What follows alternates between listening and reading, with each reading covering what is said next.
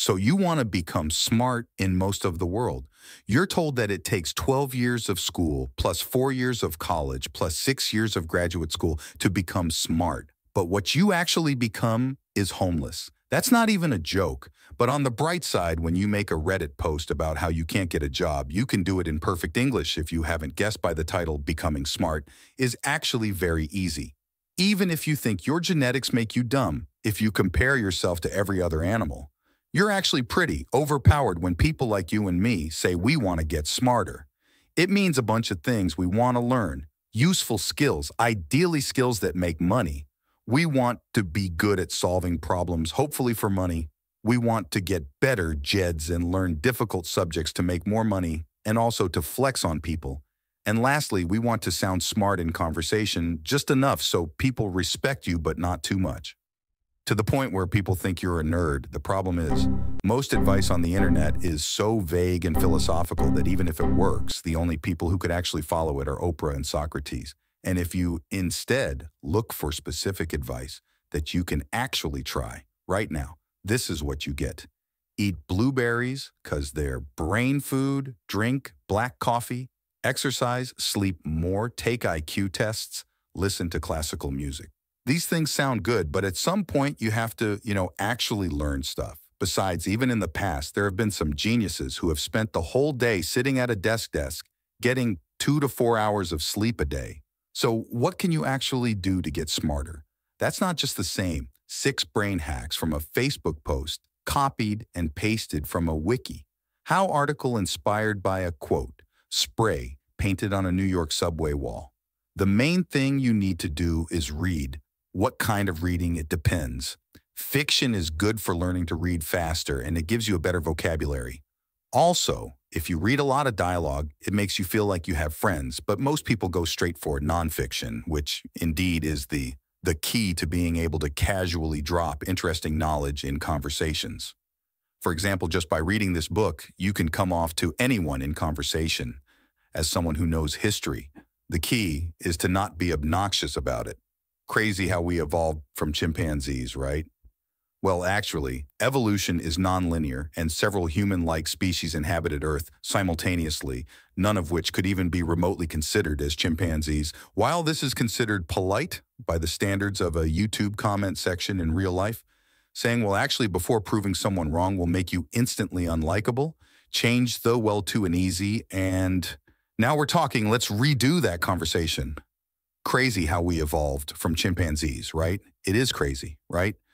I was reading the other day, and apparently humans and chimpanzees, I always thought we evolved from them, but I guess we just evolved side by side. You can be smart while also being humble and also sounding like you touch grass. The key is to teach people what you know without making them sound dumb this way. People will actually learn from you, which will make them see you as smart and respectable. Now, how do you find these books? It's actually really easy. You don't have to read the same 5 books everyone tells you to read. Just think of a topic you want to learn about, like cleaning. Now Google books about cleaning. Here's one that looks good. Usually these books cost money, but if your finger slips, you might accidentally end up on this website, and you might accidentally search for the title of the book, and by chance click on the first link. And oh no, accidentally downloaded a file and opened it with the appropriate ebook viewer. Well, now that you have the book, you'll also find that not only can you pick out interesting tidbits to use in conversations, but you can also learn many useful skills. There are 10 things you should know before you learn a skill 1. Unless you practice the skill, your brain will think it's useless and forget it too. You only have to know 20% of the knowledge to master 80% of the skill. So I guess we could just move on. This is called the learning curve. It's a graph of how good you get at a skill over time. As you can see, just by practicing a little bit, you can make a lot of progress in the beginning, but you have to practice. No one ever learned how to tie a tie by watching how to tie a tie. You only learn how to tie a tie by watching how to tie a tie. While tying a tie, the same applies to reading books, only make you SM. If you give your brain a reason to remember the stuff in the book, so once you read the chapter on cleaning a bedroom, go ahead and clean a bedroom. Doesn't even have to be your bedroom, just clean one, and now you'll never forget it.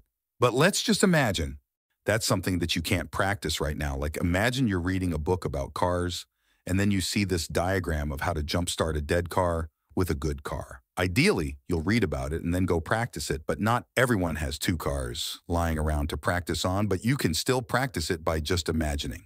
Imagine the moment where you'll need to know how to start a car. Put yourself in the situation, find a video and pretend that's your car by imagining the whole process from start to finish.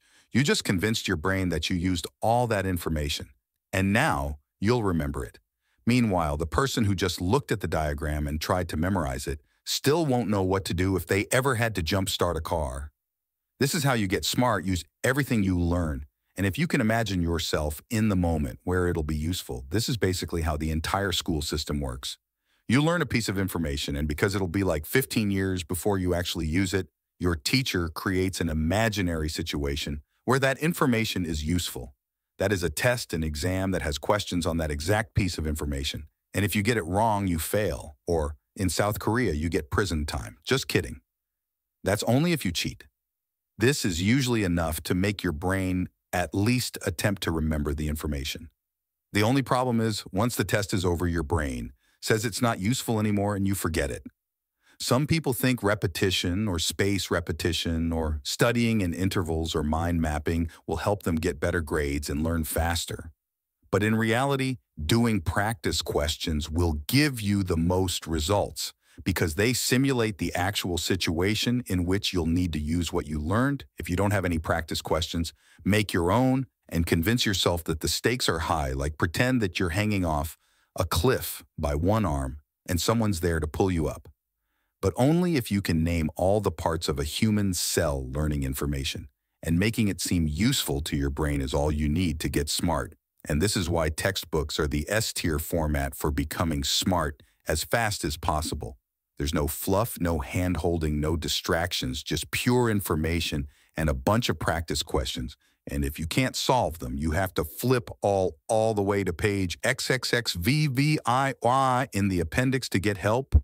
Textbooks aren't for the casual learner because it's not as fun as watching a YouTube video on the topic and forgetting it all an hour later.